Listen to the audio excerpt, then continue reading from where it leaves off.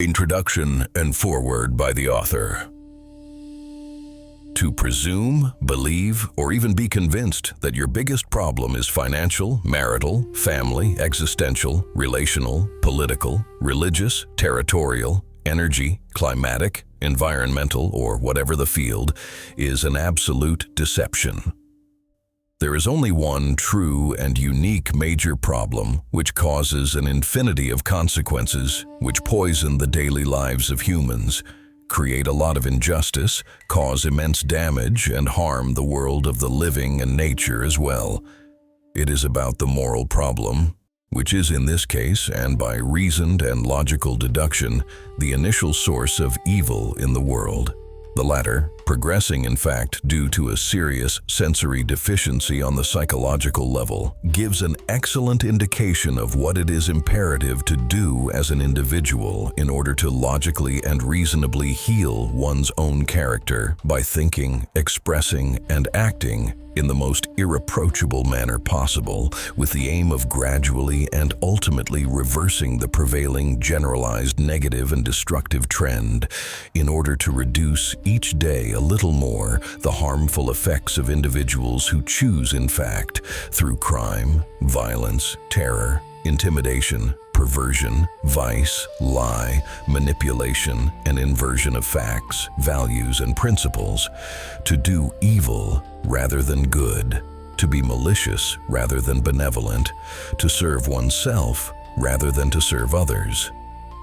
The awakening of certain very particular senses in human beings, allowing the latter to be sensitive to the most important things in life, is the one and only vector capable of provoking the small spark of light in the darkness to combat the most virulent virus that has ever existed, the deadly cancer, which is gnawing away at absolutely everything on earth, immorality, which is undoubtedly the greatest of scourges, the ultimate disease of humanity, which single-handedly devastates absolutely everything in its path.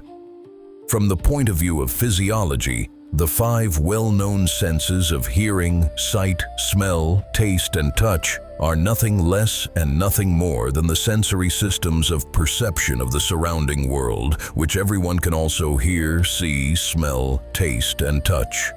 For example, every person attending a specific concert hears the same thing than the others present at this event. People watching a sunset visualize the same thing. The taste and flavors of a dish excite the taste buds of the people who savor it in an entirely similar way, etc. On the other hand, there are other senses, yet unknown as such, or even denied by all those who have an interest in doing so. Both very intimate and also common to all because they are universal, sensitive as for them to what cannot be heard, cannot be seen, cannot be felt, cannot be tasted, and cannot be touched, since it is a question of something immaterial on the psychic level. In this case, the said universal psychosensory, psychosensitive senses of reason, logic, morality, and spirituality. These are ultimately the most important senses of all those that exist because they determine, according to their level of development, the person we are.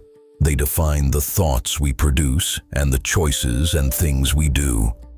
Just as the compass of an airplane cockpit indicates to the aviator the correct inclination of the aircraft he is piloting, the universal psychosensitive senses represent our life compass, which very accurately indicates precisely, meticulously, perfectly everything that is universally good, positive, constructive, responsible, reasoned, logical, healthy, just, ethical, moral, and virtuous, and everything that is not.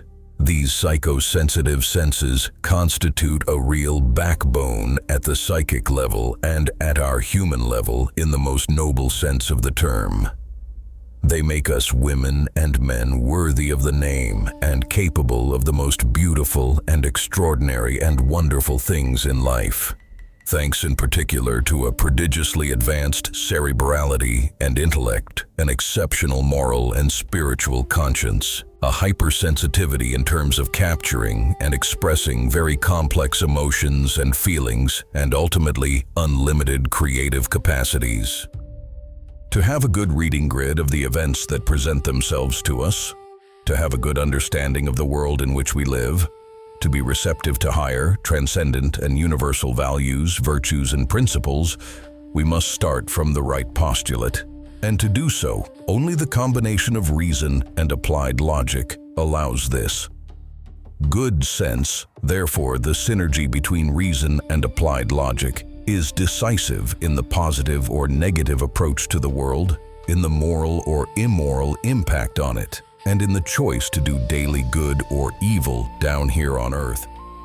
To provide the best solution to a problem, however small or large it may be, we must use rationality and consistency, therefore reason and logic.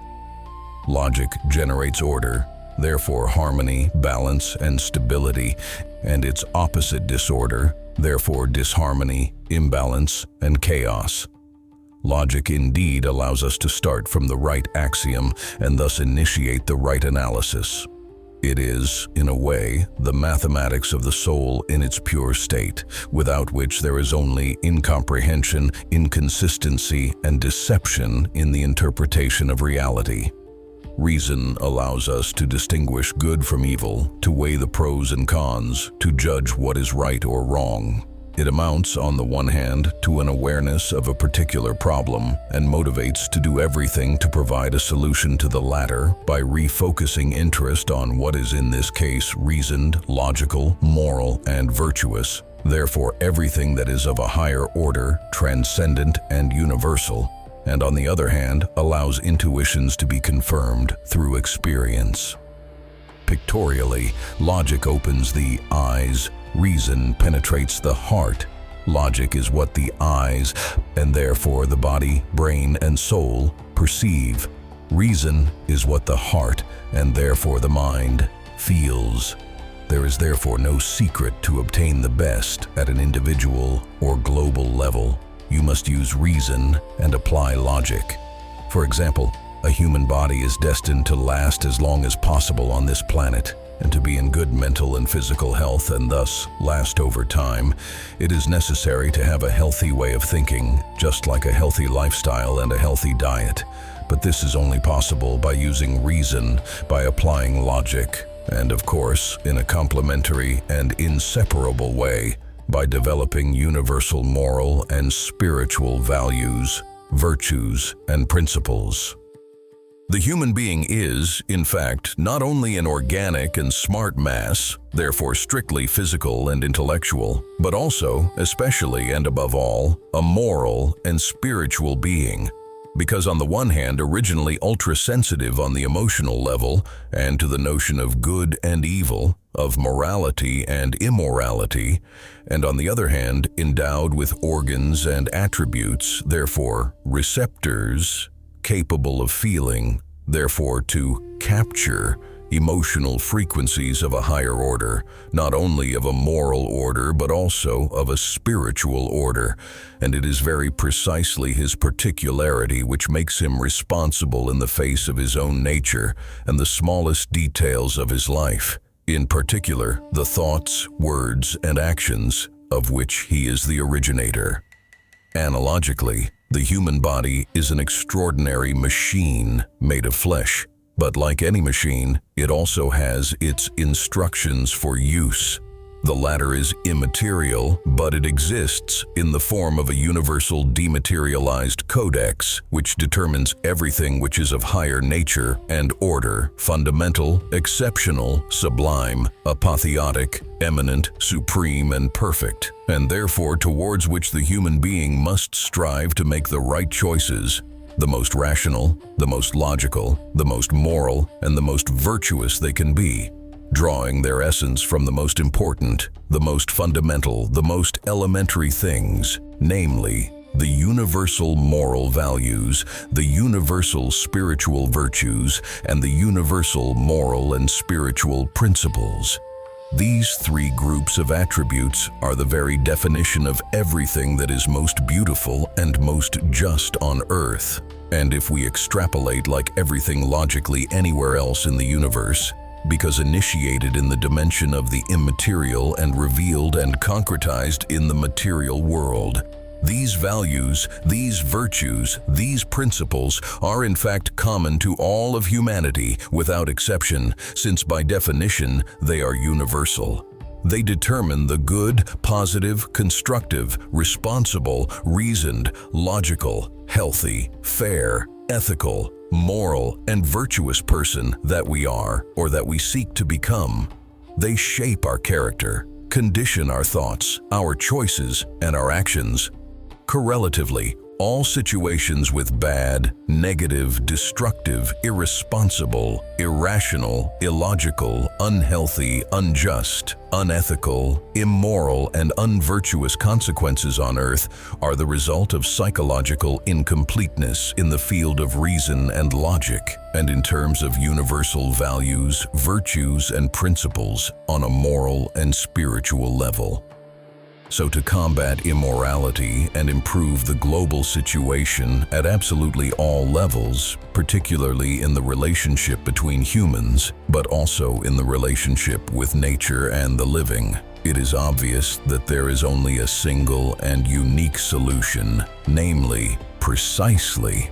And it is essential to insist on this and understand it, that everyone sees themselves forging a character around what is best in the world, therefore most rewarding, more structuring, more transcendent, and this by seeking to develop very specific meanings, namely those of reason, logic, morality, and spirituality. And by respecting in this case two fundamental laws inseparable from each other. The first, namely the universal moral law, leading to the development of morality, respect, honor, dignity, or even among others, the notion of absolute and universal justice, and the second, namely the universal spiritual law, leading to the development of wisdom, humility, gratitude, kindness, compassion, or even, and this is undoubtedly the most important, love and valorization of the life. Repetitions of certain groups of words are deliberately used with regular frequency in this work to precisely emphasize what is really the most important and the most determining to understand and integrate in order, ultimately, to fully grasp the heart of the solution.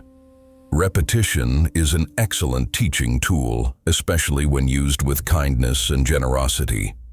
A mathematics teacher who, for example, repeats during his lessons regularly things that he knows are not necessarily understood by all his students the first time, because they are not easy to understand at first glance, because it is difficult to integrate the overall vision and all the ins and outs of the object of the repetition, and thus uses voluntary repetitions in benevolence, in generosity to seek to impact, in a pictorial way, the synapses and subconscious of the latter, thus offering them the chance to understand and perfectly integrate all the most important and fundamental points without them having to ask. This is by far what makes the difference between a good teacher who helps his students achieve knowledge through kindness and a bad teacher who forces his students into ignorance through malice. In this sense, a famous maxim reflects the value of repetition. Fear the man who repeats the same movement several thousand times rather than the man who performs several thousand movements only once. What you are about to read in this work is the culmination of many years of research, study, reflection, analysis, synthesis, using the most elementary, the most fundamental, the most necessary, the most essential scientific approach, namely applied logic. That is, the logical demonstration par excellence on the psychosensory, psychosensitive field. The objective being to present as clearly and universally as possible, in the most assimilable and understandable way, for the greatest number of people, starting from the correct diagnosis, the one and only solution to the first and original problem of humanity. By using analogy, the one and only cure for the initial disease responsible for all the functional disorders and other metastases in the world, whether at the individual or global level. Like the maxim, the worker who wants to do a good job must begin by sharpening his instruments. The awakening of the psychosensory senses is the key which makes it possible to unlock all the doors of understanding the world and true success. Therefore, the essential step which allows the realization that nothing is negatively fixed and that everything is possible, even what seems impossible at first sight. Of course, on condition of a very strong character forged accordingly, thanks to the powerful universal equation of reason, logic, morality, and spirituality. This well sums up the primary intention which must guide us as we begin the discovery or rediscovery of the 12 chapters which follow.